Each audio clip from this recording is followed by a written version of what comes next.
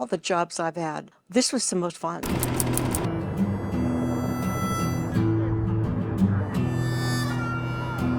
It was the only time in my career that I could stand in an intersection and have fire 360, to turn around and see everything burning.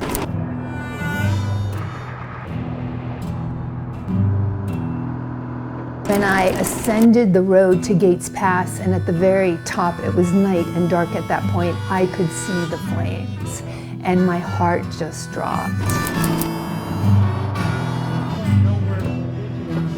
And I had a visual of Old Tucson, and it was an absolutely amazing cauldron of fire.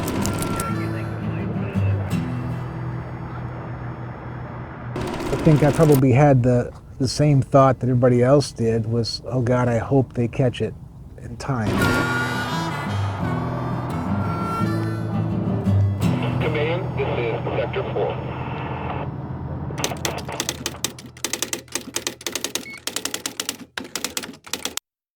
I'm Pat Paris. April 24th, 1995, an infamous day in Tucson history, a day many of us remember with great sadness. That's the day Old Tucson Studios burned.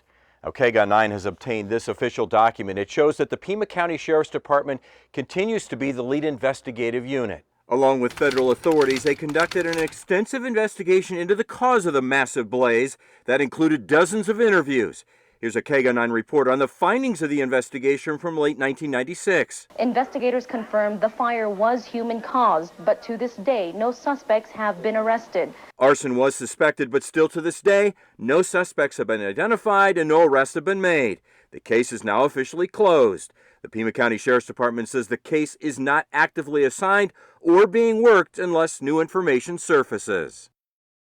It has been 30 years since the massive fire destroyed Old Tucson Studios, wiping out much of the Wild West theme park.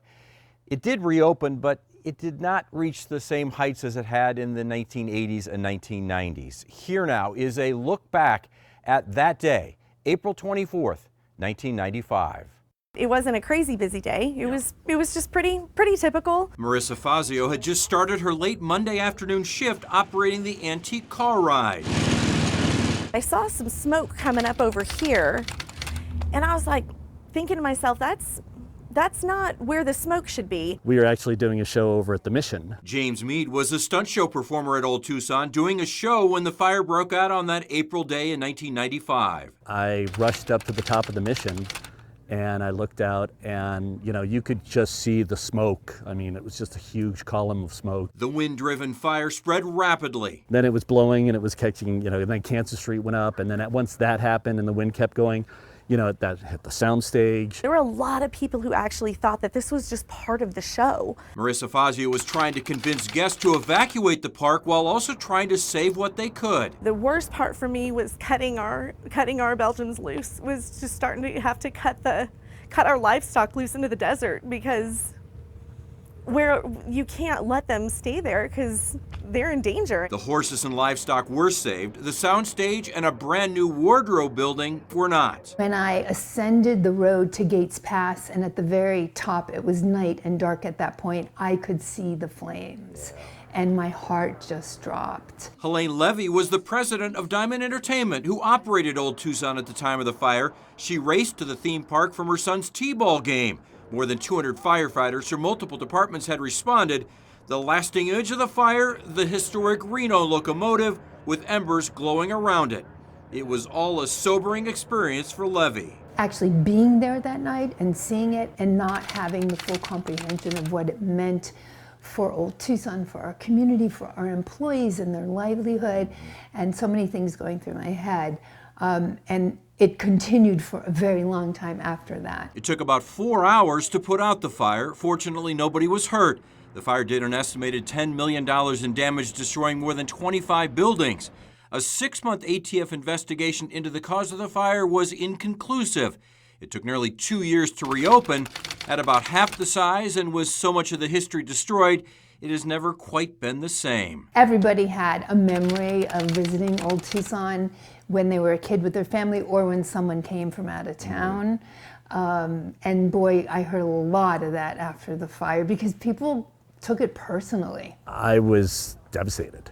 You know, I mean, I had loved working here. It was so iconic, and when you're here, you don't forget that the movie memories of it. You don't forget that, and that just now it's all different. I mean, you try to rebuild, but it's not the same.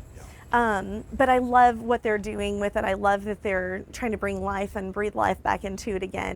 The week of the fire, Marissa Fazio had actually started rehearsing to become a dancer and a stunt show performer, but that dream ended with the fire. James Mead went back to being a stunt show performer when the park reopened in 1997. Before the fire, Old Tucson was a thriving movie set. Now, they did rebuild, but it never quite attracted that same amount of movie production. KGUN9's Claire Graham returned with a former employee who hadn't been back since the fire to learn about Old Tucson in its heyday. It was a fun time. Not only busy with tourists, but the movie industry this was a well sought after place to do filming. Sandy Fishellin worked in marketing and as a receptionist at Old Tucson in the 70s. So anyone who came through into our office, I got to meet everyone, including some of the stars that would be working on films out here. Got to meet Hal Needham, got to meet Chevy Chase when they were filming Three Amigos out here. A bustling time when action movies, westerns, and TV shows were regularly shot there. Because Michael Langdon at that time was still filming Little House on the Prairie segments, Father Murphy. He did a segment for Highway to Heaven. The job even led to her own brush with stardom. I was in The Villain with Arnold Schwarzenegger and Margaret and Kirk Douglas. It was a fun movie. It was based off the Roadrunner and the Coyote cartoon. For Sandy, Old Tucson was about family. My father was out here for over 15 years in security, working the front gate and the back gate, and he would work the movie sets. He also was in the series called The Sacketts with Tom Selleck and Sam Elliott. Her son, Jay Metz, worked on the show Young Riders. It was just a magical place for kids to grow up and play and be little cowboys. Probably the highlight of doing that was being able to wander away from the set, from everybody, and go back in time a little bit. It's probably the best feeling I've ever had, and the closest I'll ever be to experiencing that. And that's really what we have are the experiences. And this was a wonderful experience. Old Tucson was built to be a movie set, but it became a theme park where families could visit for train and stagecoach rides, restaurants, even a shooting arcade. But Sandy remembers it as extending beyond that. The people that got engaged in Old Tucson also were involved in the city of Tucson. So if you were lucky enough to be able to see an actor out in the city of Tucson, they blended in. I think they liked the feeling of this not feeling so much like Hollywood. It was more natural setting, and people let them blend in to be themselves. Her first trip back to Old Tucson was an emotional one, mostly because of how much it's changed. Totally different. It looked a lot older, more authentic. You get in character and in theme when you're working out here, whether it's how you're dressed in your fry boots back then, your cowboy hat, or you just feel like you are part of the environment. So it didn't just seem like a theme park, it just felt like you're on a movie set. 30 years ago seems like a long time, but for the firefighters who were here on the ground battling the Old Tucson fire, those memories come rushing back. KGUN9's Dan Spendle caught up with a retired firefighter who remembers that call like it was yesterday. I wanted to have a career that made me feel good about doing something. Yes, the excitement of going in and out of burning buildings was definitely there, but for me, it was more wanting to be able to serve the community. Philip Breton doesn't keep a lot of keepsakes of his days as a first responder. Nobody's going to steal this in their right mind. It weighs about 270 pounds. Okay. This century-old hydrant from Chicago, placed firmly in the backyard, might be the one exception. But he does take with him the pictures in his mind's eye of days like April 24th, 1995. I still see it in color. He'd been on the job with Northwest Fire District for more than 5 years. He'd seen some tough situations before, but nothing like this. There was fire all around us, buildings burning all around us. As far as structure firefighting, that was probably by far the most intense fire that I've ever had as a firefighter. When his crew headed over Gates Pass and then began the counterattack, a dozen firefighters, 4 from Tucson, 4 from rural Metro, and 4 from Northwest, were tasked with stopping the fire's advance on the southern edge of the property. And at first, it seemed to be working. They knocked down the flames on one building, Started spraying a little bit more to get to the next building, and the hose went limp. You can see what happened with conditions like today. Hot spring day leading into the driest months of the year, 30 to 40 mile an hour winds slamming the backside of the Tucson mountains. But perhaps the most critical element to the destruction was the lack of access to water. Philip isn't a fire investigator. He responds and extinguishes the flames. But he told me it's pretty clear the problem that day. There was a lack of water supply in Old Tucson. They had an antiquated system, very little water, very few hydrants, and it was a recipe for a disaster. With the help of water trucks and tenders, they eventually won the battle, with the epic nature being burned into their memories. Philip told me 2 words as the solution to past and perhaps future fire risks. Sprinkler systems. Dan Spendle, KGUN 9 News. Stuntman Rob Jensen calls Old Tucson home.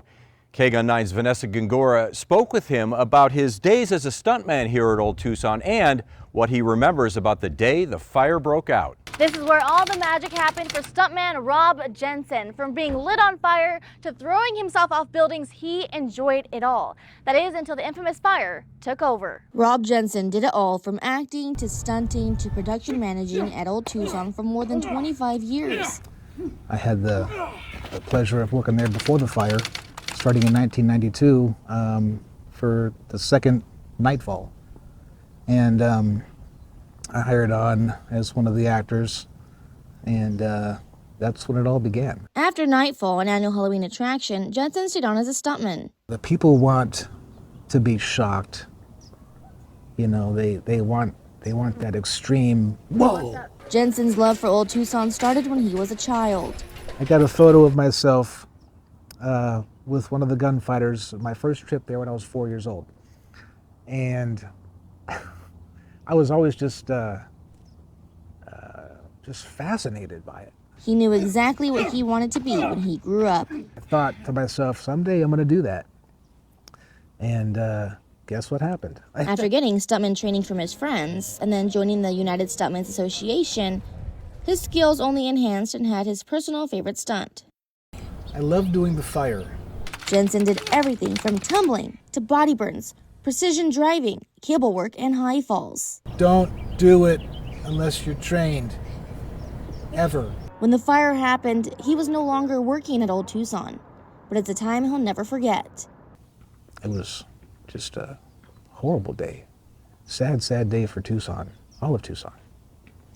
I mean, you know, it was built in '39 for the movie Arizona, and it's just been an institution ever since. And he still holds pieces of history to keep memories alive. It's the old gunfighter logo. It's cut out with the gunfighter, and he's got his gun pointed down below the font. Including costume pieces and props. Got this great big fiberglass tree log. It's probably 8 feet long and that big around, and that was a prop that was built and used in the Grand Palace for many different musical shows that we did over the years. Yeah, just decades and decades of magic. After the rebuild, Jensen worked at Old Tucson on and off for some years until 2020 when COVID hit. Everything changed.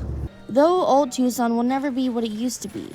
Thank God it's still around. He now keeps busy as an arborist, handyman, and is still making waves in the entertainment business. Still working film very much, both in front of the camera and behind the scenes. The last big film he was a part of is called Long Shadows, showcased in the Arizona International Film Festival earlier this month.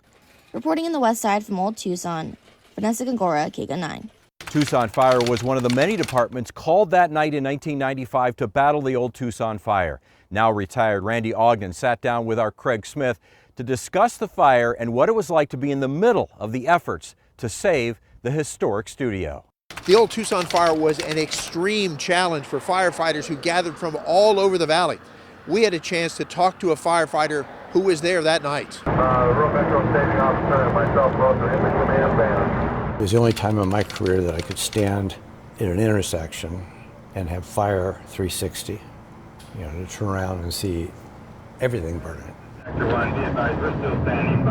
Randy Ogden has been acting chief of the Tucson Fire Department and the chief on Mount Lemmon on the night of the Old Tucson fire. He was a captain sharing information with news crews while watching history burn. So it was kind of frustrating to be there and not be able to do more to stop it.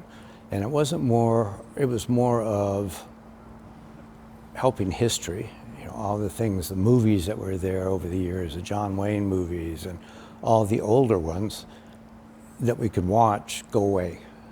And that was the sad part. The odds were stacked against the firefighters. It was windy. The old movie sets were wood, dry from years in the desert sun. They were packed close together, and the firefighters were short of what they needed most. We didn't have enough water, and we ended up having fire departments from the whole valley coming in with water tenders. That's the big tanker trucks that bring water, because we couldn't get access to the water they had there in the tanks. There was a problem with the valve systems, and so we couldn't use that. So we had to truck in all the water we used. The buildings were movie sets with no back wall because that's where the cameras would be. That helped the fire swirl through them and made them more prone to collapse. It was far too dangerous for the firefighters to come close. And what that boils down to is, why should we go into those buildings and try to fight it from the interior with the knowledge that it's going to come down? And once the fire gets that big, we're not saving anything.